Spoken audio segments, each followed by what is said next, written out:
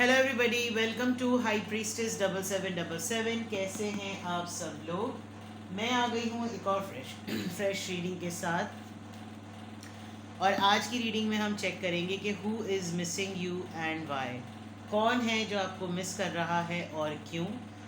Regardless आपकी life में क्या सिचुएशन है, ये रीडिंग सबके लिए ओपन है, टाइमलेस है, जनरल है, कलेक्टिव है। जब कभी भी आपकी नज़र से गुजरेगी आपका उस वक्त का मैसेज है। मैसेज आपने वही लेना है जो लगे आपको अपनी सिचुएशन से मैच करता हुआ। टैरो में ये मैसेजेस आए हैं, सब आपने अपने ऊपर इम्पोज नहीं करने और इनकी बेसिस पर कोई भी फाइनल डिसीजन नहीं बनाना। हमेशा आपने अपनी प्राइवेट रीडिंग लेनी है, मुझसे ले या किसी और से, और जब आपको तसल्ली हो जाए कि आपने तमाम इन्फॉर्मेशन गैदर कर ली तभी आप किसी कंक्लूजन पर पहुँचें। डिस्क्रिप्शन बॉक्स में मेरा नंबर मौजूद है, साथ में सेकंड चैनल का लिंक भी मौजूद है। दोनों ही चैनल्स पर रीडिंग लेने के लिए मेरा कॉन्टैक्ट नंबर एक ही है। So without any further delay let's see. देखते हैं साइन, सिंबल, सिंक्रोनिटी सारी चेक करेंगे कि हु इज़ मिसिंग यू। क्या पर्सनैलिटी है, कौन है वो पर्सन, क्या मामला नज़र आ रहे हैं जो आपको मिस कर रहा है और फिर क्यों। Hostilities number 26। The temple path. आजकल temple, sacred temple, spiritual places, ये सब कुछ बहुत आ रहा है। तो पता नहीं आप लोगों में से बहुत सारे लोग कहीं सेक्रेट प्लेस जाने का प्लान कर रहे हैं, बट यहाँ पे भी टेम्पल पाथ आया है। हॉस्टैलिटीज़, हु इज़ मिसिंग यू। किसी को आपने स्पिरिचुअल पाथ का गेटवे तो दिखाया है। 6 चाक्रा, यस, जो भी पर्सन है। नंबर 40, 26, 12 बहुत ही इवन नंबर्स आए हैं। 6 चाक्रा, आर्की एंजल मेट्रिट्रन, जिसको क्लैरिटी कहते हैं, थर्ड आई चाक्रा कहते हैं, जो बिल्कुल आपके टॉप क्राउन से बिल्कुल आपके जो नेकेड आई है जिससे आप सब कुछ देख सकते हैं, तो एक और क्लैरिटी का विजन डेवलप होता है आपके बिल्कुल फॉरहेड के ऊपर, उसको कहा जाता है इट्स अ 6 चाक्रा। जो भी है, जो पर्सन आपको मिस कर रहा है, मुझे समहाउ ऐसा लग रहा है, मैंने दूसरे चैनल पे भी अभी एक रीडिंग अपलोड की है, मुझे उससे मैच लगती हुई, क्योंकि वो वहाँ पे भी ये था कि who is dying to meet you, और यहाँ पे लग रहा है हु इज़ मिसिंग यू। तो मैं डिफरेंस चेक करना चाह रही थी, लेकिन ये दोनों जगह पर एक ही चीज़ नज़र आ रही है। आप उस चैनल पर भी रीडिंग देख सकते हैं, और यहाँ पर भी जो पर्सन आपको मिस कर रहा है, आपने इस पर्सन की लाइफ में इसको स्पिरिचुअल पाथ की ज़रूर राह दिखाई है। एक स्पिरिचुअल अवेकनिंग आपकी लाइफ की प्रैक्टिसेस को देखकर, इसको किसी अपने ज़िंदगी के एक्सपीरियंस से इसको क्लैरिटी भी मिली है, इसकी आंखें खुली हैं, इसको इसको जिसे कहते हैं ना, अकल थी लेकिन बुद्धि नहीं थी, समझ नहीं थी, फहम नहीं थी, विजडम नहीं थी। ये काफ़ी सारे मुहाज पर पर्सन अकेले फटे करता रहा है, अकेले लड़ता रहा है, बहुत सारे रिबेलियस एटीट्यूड बहुत हो सकता है, और हर वक्त अपने आप को जो है ना ऐसे मुहाज पर छोड़ देना कि सब मिलकर मेरा बैंड बजाएं, विक्टिम मेंटालिटी भी करना। अपनी बहुत सारी आदतों में ये पर्सन घिरा हुआ था। बैठे बैठाए के फजूल के पंगे नहीं होते, फजूल के पंगे इसने लिए हुए हैं, और आपके समझाने के बावजूद भी इसने जो है ना कोई राह ऐसी इख्तियार नहीं की कि अकल ठिकाने आ जाए। लेकिन अभी ऐसा लग रहा है कि ये पर्सन को या तो अभी ज़िंदगी में कोई ऐसा एक्सपीरियंस हुआ है जिसमें बहुत सारे लोग इसके अगेंस्ट खड़े हो गए, और इसको नहीं समझ पड़ रही कि करे क्या। आपके बताए हुए कुछ वजीफ़ों पर, आपके बताए हुए कुछ अमाल पर, आपके बताए हुए कुछ तरीक़ों पर, कुछ ताक़ीबात पर, हो सकता है आप पढ़ने पढ़ाने वाले हों और आपने कोई सलाह मशवरा दिया हो, और उसकी बेसिस पर अगर इसने वहाँ पर अपनी कोई भी रेमेडी की हो, कोई रिलीजियस कोई स्पिरिचुअल रेमेडी की हो, तो इसके ऊपर बहुत सारे मामला जो है ना वो वाजे हो गए होंगे। बैलेंस देखें, बॉटम ऑफ द डेक में बैलेंस आया, मैंने डेक नीचे रखा है और बैलेंस आया है। तो इसकी पर्सनैलिटी, जो पर्सन आपको मिस कर रहा है, इसकी पर्सनैलिटी बैलेंस होती हुई नज़र आ रही है। प्रैक्टिकलिटी का और इमोशनल एस्पेक्ट का, दोनों का बैलेंस होता हुआ नज़र आ रहा है। और डेफिनेटली जैसे मैंने कहा कि आप इसके लिए एक स्पिरिचुअल पाथवे या गेटवे शो करने की सोर्स बने हैं, तो यहाँ बिल्कुल वाज़े है कि इस पर्सन को आपकी याद इसलिए आ रही है कि आप उस वक्त शायद इसको बहुत कुछ समझाते होंगे या समझाया है अभी आपने रिसेंटली, तो इसको पता नहीं चला होगा कि इसका पर्पस क्या है, ये इस दुनिया में क्यों है, इसकी ज़िंदगी का मकसद क्या है, क्या मामलात हैं, और बहुत सारी इस तरह की हर तरह की चीज़ें।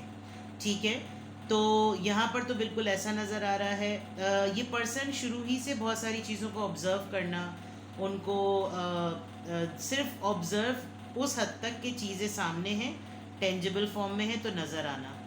अब ऐसा लग रहा है कि अब देखने का नज़रिया बदला है। अब जो चीज़ सामने है वो किस पर्पस के लिए है, हालात हैं तो ऐसे क्यों हैं, बैकग्राउंड क्या है, कोई इंसान है तो वो इस तरह का क्यों है, कोई तजुर्बा हो रहा है, कोई लेसन लर्न कर रहे हैं तो ये क्यों हुआ मेरे साथ। तो इस तरह की चीज़ें जो ना वो खुल रही हैं।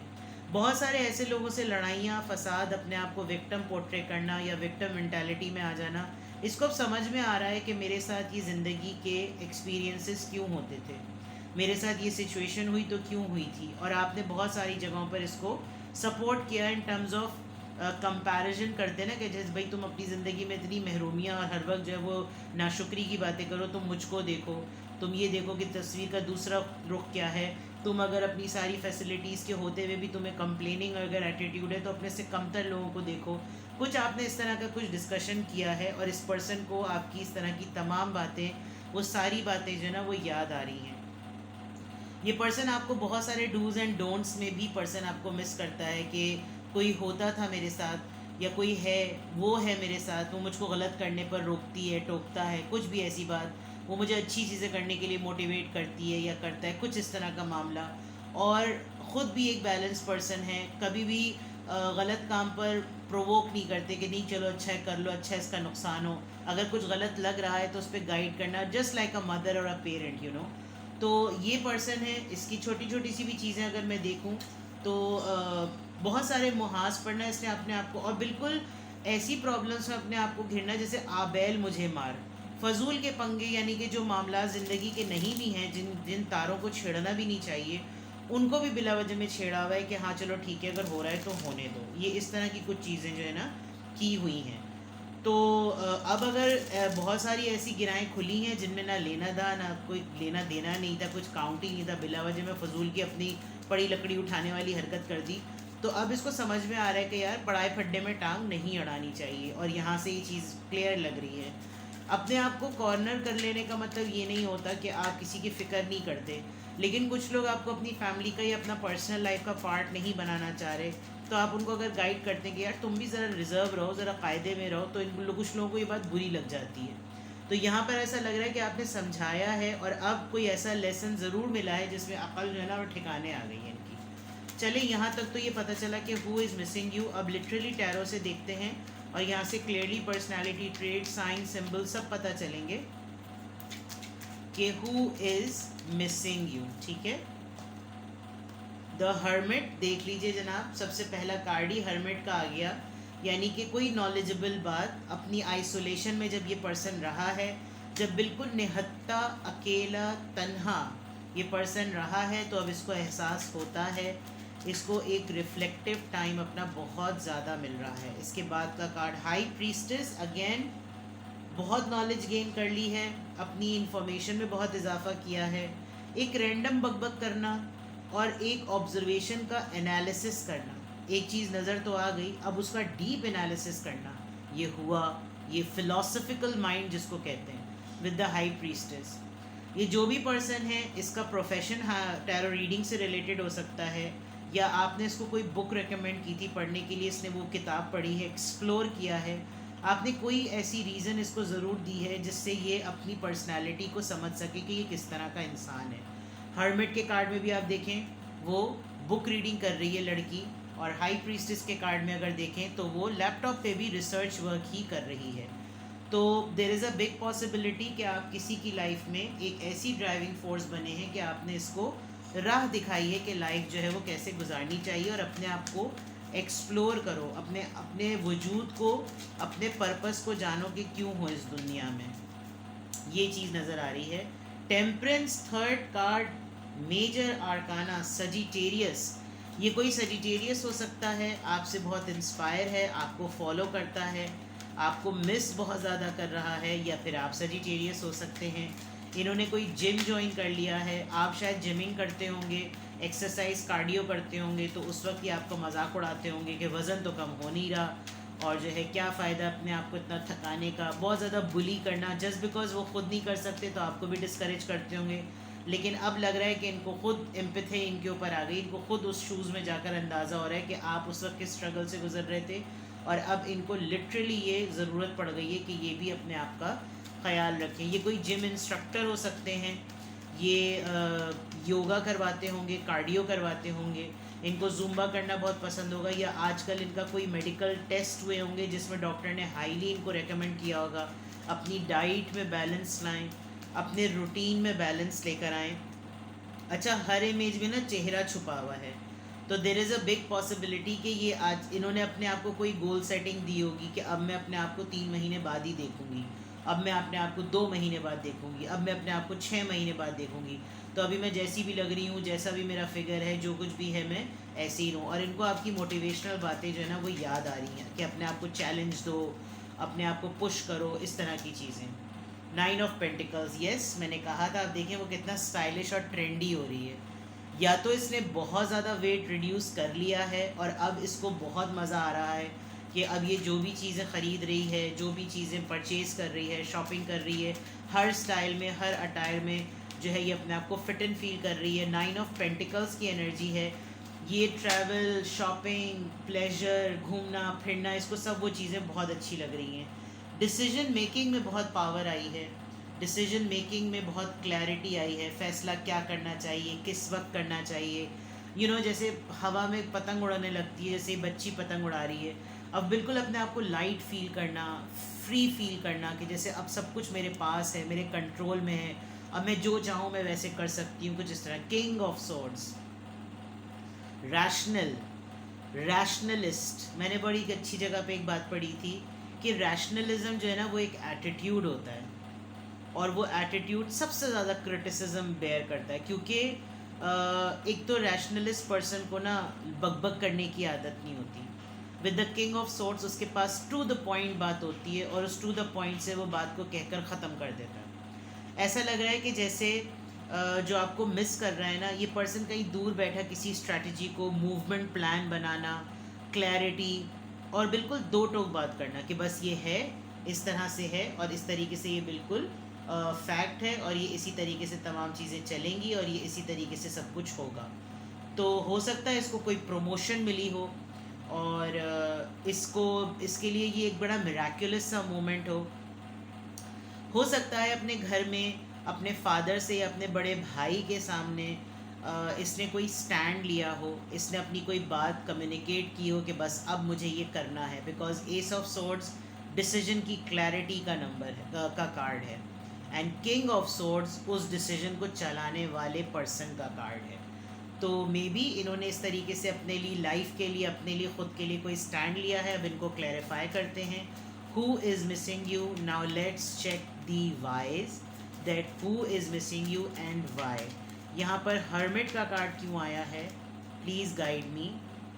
9 ऑफ सोर्ड्स, बहुत अकेला, बहुत ही आइसोलेटेड, रिजेक्टेड, कॉर्नर्ड, और इस बात का यकीन कर लेना दैट मैं इस दुनिया में बेमकसद हूँ, मेरा वजूद बिल्कुल बेकार है। इस तमाम सिचुएशन से गुज़रने के बाद आपका ये बिलीव देना इसको कि हर इंसान किसी न किसी मकसद के साथ है, तो ये पर्सन अपनी एंजाइटी को इसने ओवरकम किया है, और आप उसके लिए एक बहुत बड़ी सोर्स बने हैं। ठीक है, हाई प्रीस्टेस का कार्ड यहाँ पर क्यों आया है, किस बात के डीप एनालिसिस और ऑब्जर्वेशन की बात है ये।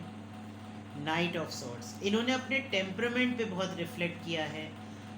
मे बी ये एक मिडिल एज क्राइसिस से गुजर रहे हों, जो भी हैं, या इनको अपने इम्पल्सिव एटीट्यूड का अब इनको अंदाज़ा हो रहा हो कि ये जो मैंने अपने आप को विक्टिम मेंटालिटी में सबसे पंगे लेने शुरू कर दिए थे, मैंने हर किसी से बातचीत ख़राब कर ली अपनी, हर किसी से मैंने लड़ाइयाँ कर ली। With the knight of swords हर चीज़ को बहुत जल्दी जल्दी करने की कोशिश की, जैसे वक्त मेरे लिए रुकेगा नहीं।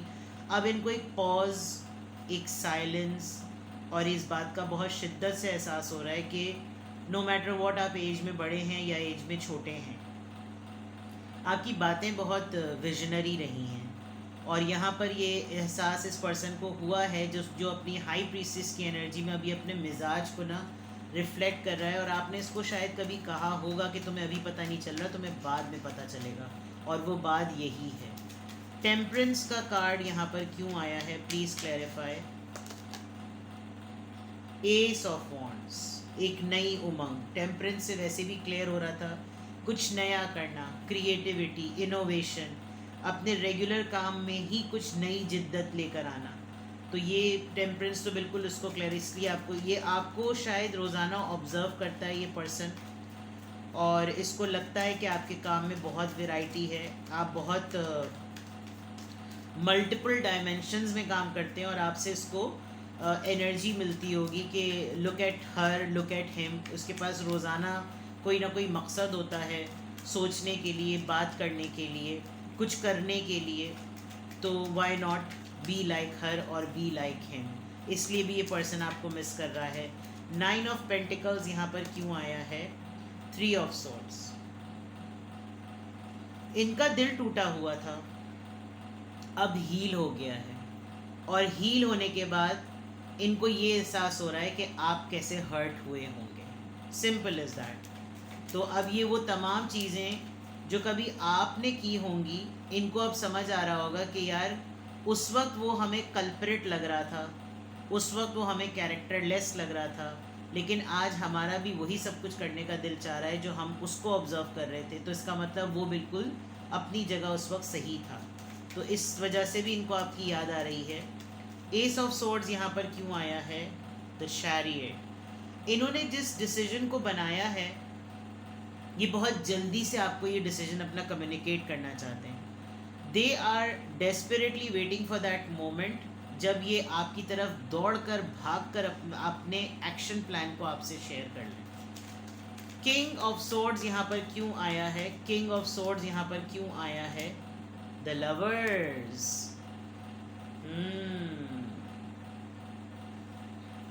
ये तो कहानी ही पलट गई।